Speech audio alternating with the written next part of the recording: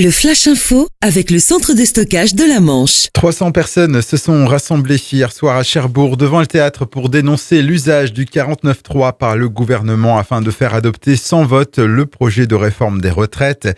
Le cortège s'est ensuite rendu devant l'hôtel de ville où se tenait une réunion publique de la députée LREM Sonia Crimi. L'intersyndicale qui appelle à multiplier les rassemblements dans les prochains jours avant une grande journée de mobilisation le 31 mars. Un deuxième cas de coronavirus confirmé en Normandie, c'est ce qu'a annoncé hier l'agence régionale de santé. Il s'agit d'un Français habitant dans l'Eure, hospitalisé à Rouen. Il se porte bien. Il aurait été en contact avec le premier cas confirmé la semaine dernière en Normandie et également hospitalisé à Rouen. À Flamanville, la reconnexion au réseau électrique national des 2 unités de production de la centrale repoussée une nouvelle fois. Le redémarrage des 2 réacteurs est désormais programmé au 31 mai prochain au lieu du 31 mars. Un nouveau report qui ne serait pas dû à un incident en particulier, précise EDF, qui souhaite que des contrôles très poussés soient d'abord réalisés.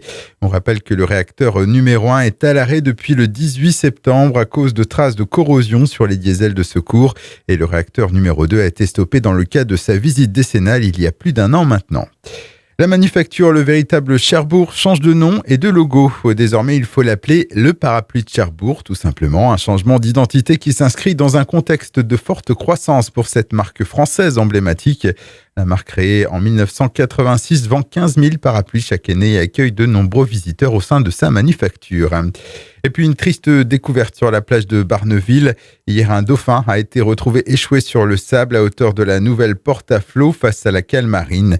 Des prélèvements vont être opérés sur le mammifère marin afin de déterminer les causes de sa mort. Le Flash Info vous a été présenté par Landra, centre de stockage de la Manche à Digguleville. Pour en savoir plus et visiter notre centre, 0810 120 172, coup d'un appel local.